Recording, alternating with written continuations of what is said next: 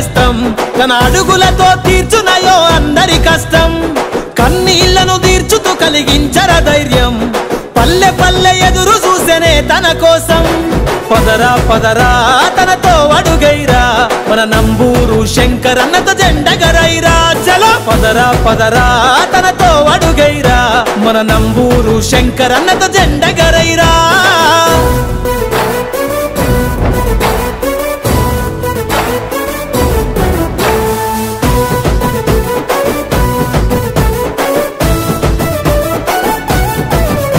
జగనన్నాశయాల రూపమై పేదల చిరుదీపమై ప్రజల సంక్షేమమై అభివృద్ధి ధ్యేయమై కష్టమన్న వాళ్ళకై కదిలెను ఈ నేలపై యువకుల గుండెల్లో గ్రామ ప్రజలు అపూర్వ స్వాగతం పలికిన ప్రతి ఒక్కరికి పేరు పేరున నా హృదయపూర్వక అభినందన తెలియజేస్తున్నాను. మరి ఎంఎస్ గూడెం 2019లో నేను వచ్చినప్పుడు కూడా ఇలాగే నాకు స్వాగతం పలికి మీరందరూ కూడా నా విజయంలో పాల్పంచుకొని నన్ను అసెంబ్లీ దాకా పంపించి జగన్మోహన్ రెడ్డి గారు సంక్షేమ కార్యక్రమాలు ఏదైతే చెప్పాడో అది చేసే విధంగా మీ అందరూ కూడా మరి నన్ను ఆశీర్వదించి 2019లో గెలిపించారు. ఆ రోజున దేశం ప్రభుత్వం వైఫల్యాలతోటి మనం ఎన్నికల ప్రచారం చేయడం జరిగింది.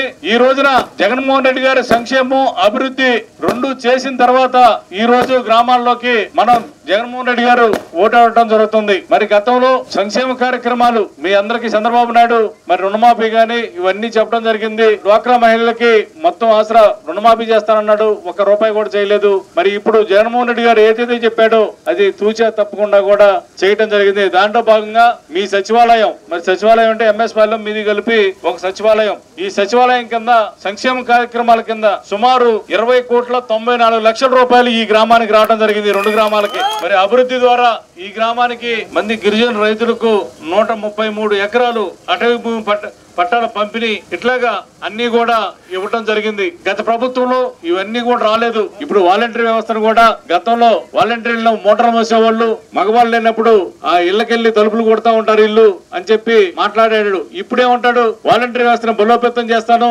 మళ్ళా వాళ్ళకి 10,000 జీతం ఇస్తాను అని చెబుతా ఉన్నాడు. అంటే జగన్మోహన్ రెడ్డి గారి పాలన బాగుందని ఒప్పుకున్నాడు. జగన్మోహన్ రెడ్డి గారు మళ్ళా రావాలి, చేయూత రావాలన్నా మళ్ళా జగన్మోహన్ రెడ్డి గారు రావాలి. మరి జగన్మోహన్ రెడ్డి గారిని బలపరిచి రేపు రాబోయే ఎలక్షన్ లో మరి ఆమె అనిల్ కుమార్ యాదవ్ గారి ఎంపీ అభ్యర్థికి నాకు 2 ఓట్లు ఫ్యాన్ గుర్తు మీద ఓటేసి మీరందరూ కూడా అఖండ మెజార్టీ తోటి గెలిపించాలని చెప్పి చెప్తా ఉన్నాను.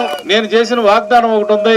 ఆ వాగ్దానం మరి జగన్మోహన్ రెడ్డి గారి దృష్టికి తీసుకెళ్తే మరి అన్న ఈ 2 నెలలు ఆగు నేను చేపిస్తానని చెప్పి మొన్న కూడా కలిసినప్పుడు బస్సులో మాట్లాడితే ఈ 2 నెలలు ఆగన్నా నేను ఇప్పిస్తాను ఎట్టి పరిస్థితిలో కూడా అని చెప్పి చెప్పడం జరిగింది. మరి ఈ R&R ప్యాకేజీ తప్పనిసరిగా ఒక 3 నెలల్లోనే మీ గ్రామానికి వచ్చే విధంగా నేను చూస్తానని చెప్పి మరొకసారి తెలియజేస్తా ఉన్నాను. పొలాలకి నీళ్లు రావాలన్నా మరి కాలువల్లో వీటి నుంచి రావడానికి మరి పక్కనే మనకి ట్యాంకీ ఉంది. మరి ఆ ట్యాంకీ నుంచి లిఫ్ట్ ఇరిగేషన్ ద్వారా నీళ్లు పెట్టుకోవడానికి అవకాశం ఉంది. ఇది కూడా నేను చెప్పడం జరిగింది. నాగిరెడ్డిపాలెం చెరువు దాకితే ఆ మండలాల్లో కూడా నీళ్లు వస్తాయి. వెళ్ళేటప్పుడు మనకు కూడా ఈ పొలాలకన్నీ కూడా తడుపుకోవడానికి అవకాశం ఉంది. కాబట్టి ఈ లిఫ్ట్ ఇరిగేషన్ కూడా తీసుకొస్తానని చెప్పి మరొకసారి మీ అందరి ముందు మరొకసారి చెప్తా ఉన్నాను. జగన్మోహన్ రెడ్డి గారిని బలపరిచి ఆయన ముఖ్యమంత్రి అయ్యే విధంగా మీరందరూ కూడా ఆయన బలపరచాలని చెప్పి కోరుకుంటూ మరి సెలవు తీసుకుంటాను.